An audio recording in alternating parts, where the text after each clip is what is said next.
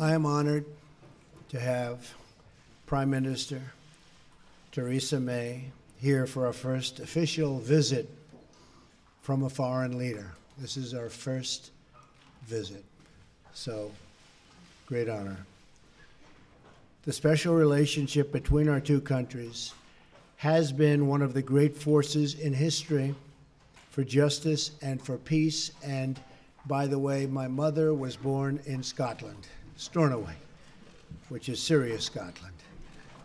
Today, the United States renews our deep bond with Britain, military, financial, cultural, and political. We have one of the great bonds. We pledge our lasting support to this most special relationship. Together, America and the United Kingdom are a beacon for prosperity and the rule of law. That is why the United States respects the sovereignty of the British people and their right of self-determination. A free and independent Britain is a blessing to the world, and our relationship has never been stronger. Both America and Britain understand that governments must be responsive to everyday working people, that governments must represent their own citizens. Madam Prime Minister, we look forward to working closely with you as we strengthen our mutual ties in commerce, business, and foreign affairs. Great days lie ahead for our two peoples and our two countries. On behalf of our nation, I thank you for joining us here today. It's a really great honor. Thank you very much. Well, thank you very much, Mr. President. And can I start by saying that I'm so pleased that I've been able to be here today, and thank you for inviting me so soon after your inauguration. And I'm delighted to be able to congratulate you on what was a stunning election victory. And as you say, the invitation is an indication of the strength and importance of the special relationship that exists between our two countries, a relationship based on the bonds of history, of family, kinship, and common interests. And in a further sign of the importance of that relationship, I have today been able to convey Her Majesty the Queen's hope that President Trump and the First Lady would pay a state visit to the United Kingdom later this year, and I'm delighted that the President has accepted that invitation. Now, today we're discussing a number of topics, and there's much on which we agree. The President has mentioned foreign policy. We're discussing how we can work even more closely together in order to take on and defeat Daesh and the ideology of Islamist extremism wherever it's found. Our two nations are already leading efforts to face up to this challenge, and we're making progress with Daesh losing territory and fighters, but we need to redouble our efforts. And today we're discussing how we can do this by deepening intelligence and security cooperation, and critically by stepping up our efforts to counter Daesh in cyberspace. Because we know we will not eradicate this threat until we defeat the ideology that lies behind it. Our talks will be continuing later. I'm sure we'll discuss other topics, Syria and Russia. On defence and security cooperation, we're united in our recognition of NATO as the bulwark of our collective defence. And today, we've reaffirmed our unshakable commitment to this alliance. Mr. President, I think you confirmed that you're 100% behind NATO. But we're also discussing the importance of NATO continuing to ensure it is as equipped to fight terrorism and cyber warfare as it is to fight more conventional forms of war. And I've agreed to continue my efforts to encourage my fellow European leaders to deliver on their commitments to spend 2% of their GDP on defence so that the burden is more fairly shared.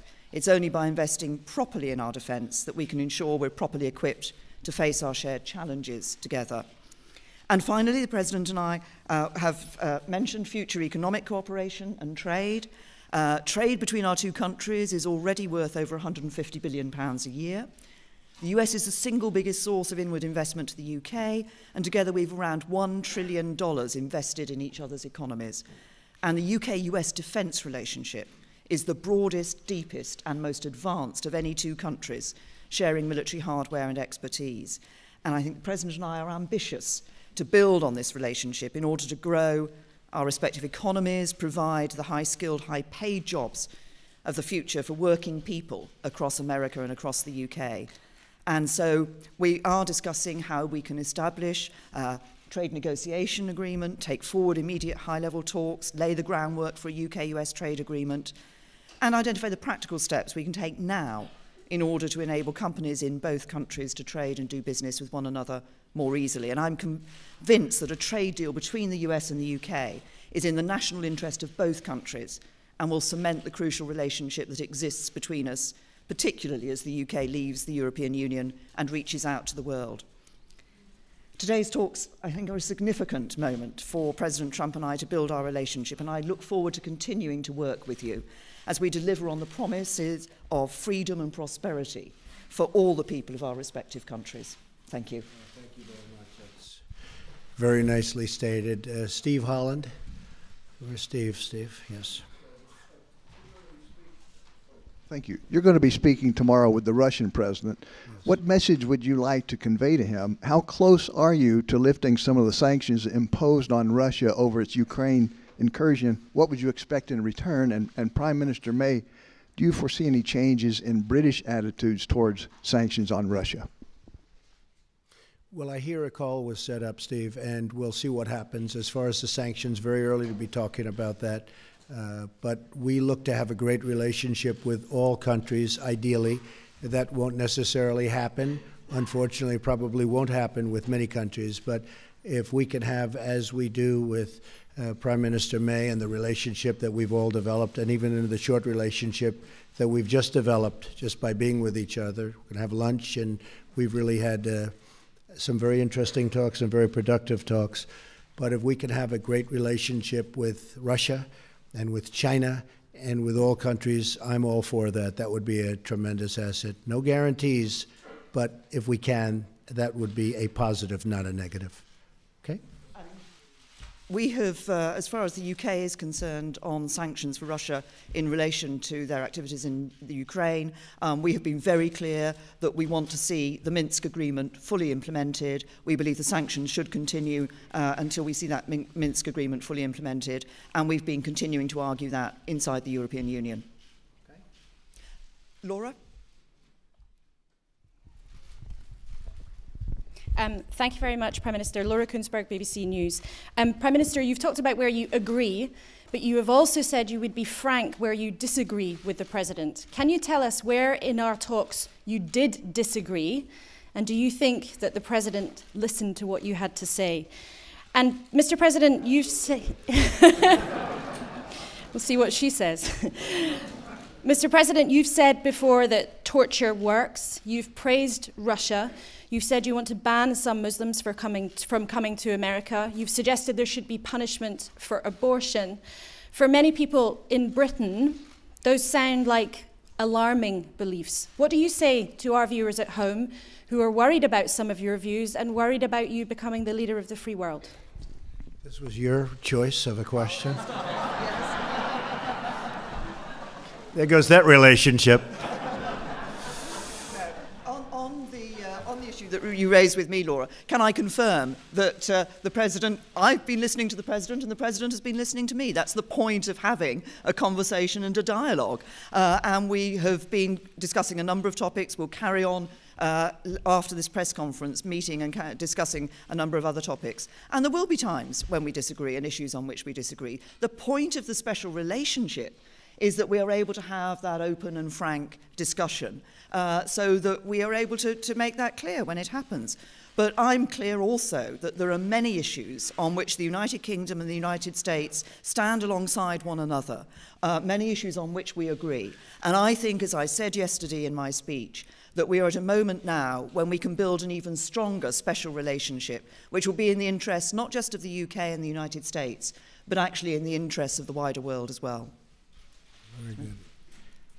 We have a great general who has just been appointed Secretary of Defense, General James Mattis, and he has stated publicly that he does not necessarily believe in torture or waterboarding, or however you want to define it. Enhanced interrogation, I guess, would be a word that a lot of people would like to use. I don't necessarily agree, but I would tell you that he will override because I'm giving him that power. He's an expert. He's highly respected. He's the general's general. Got through the Senate very, very quickly, which in this country is not easy, I will tell you. And so I'm going to rely on him. I happen to feel that it does work. I've been open about that for a long period of time. But I am going with our leaders. And we're going to win with or without. But I do disagree. As far as, again, Putin and Russia, I don't say good, bad, or indifferent. I don't know the gentleman. I hope we have a fantastic relationship.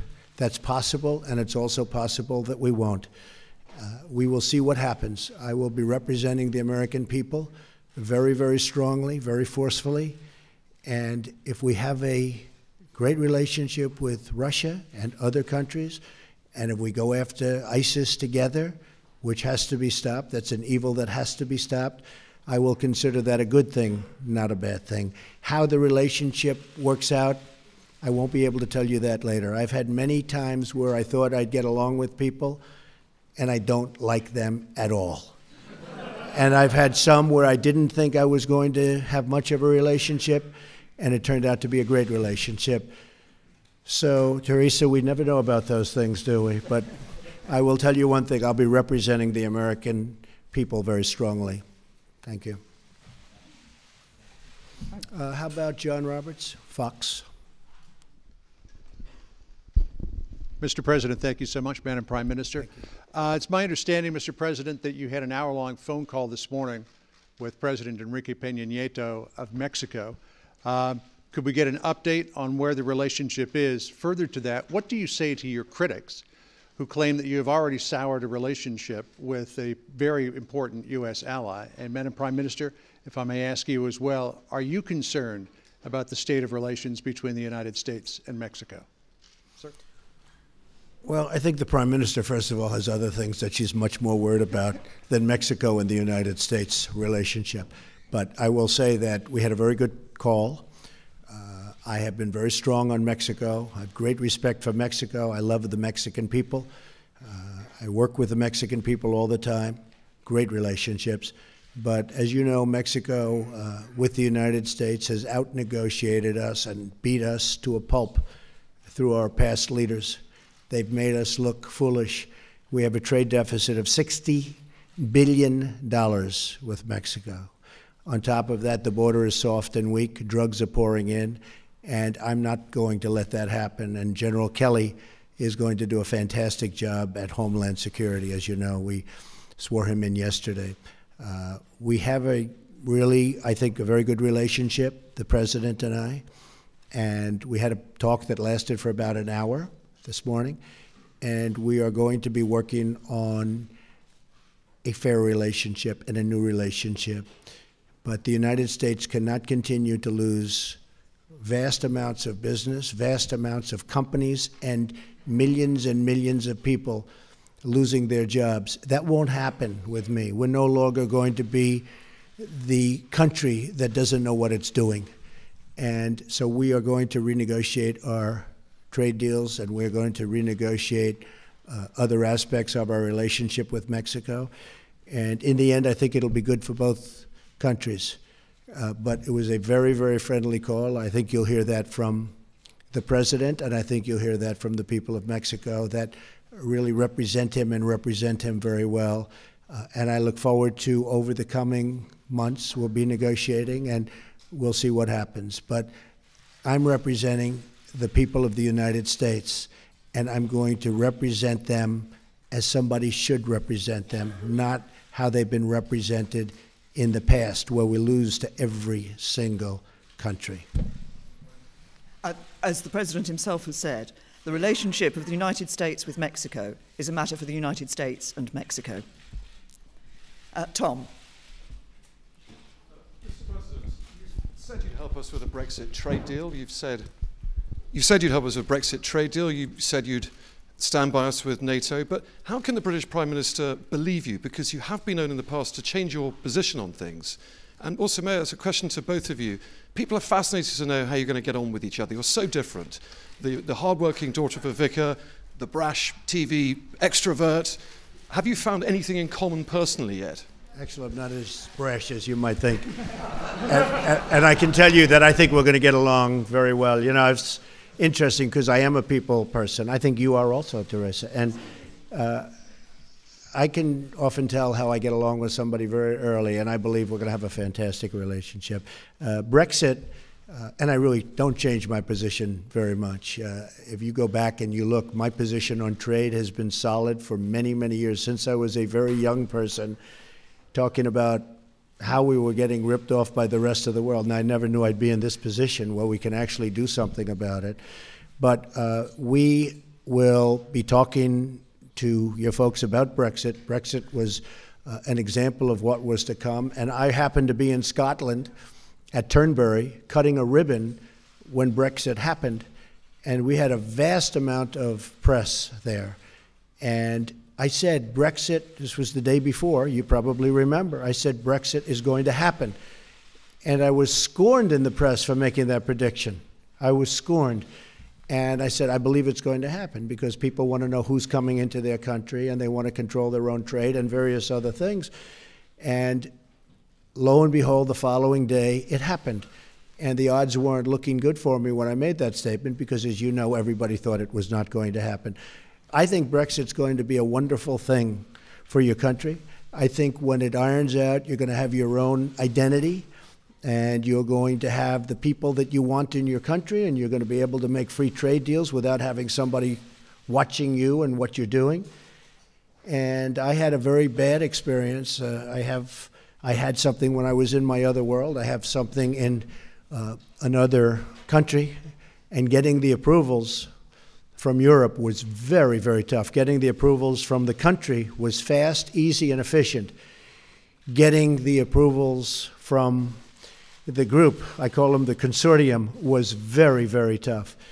But I thought Brexit, I think it'll go down, that it will end up being a fantastic thing for the United Kingdom. I think in the end, it will be a tremendous asset, not a tremendous liability. Okay? And just on the question you asked me, Tom, I mean, I think as the President himself has said, I think we have already struck up a good relationship. But you asked what we had in common. I think if you look at the approach that we're both taking, I think one of the things we have in common is that we want to put the interests of ordinary working people right up there, centre stage. Those people who, they're working all the hours, they're doing their best for their families, and sometimes they just feel the odds are stacked against them. And it's that interest in ensuring that what we do, that the economies, our economies and our governments actually work for ordinary working people, work for everyone in our countries. I think we both share that. Thank you very much. Thank you. Thank you very much, everybody.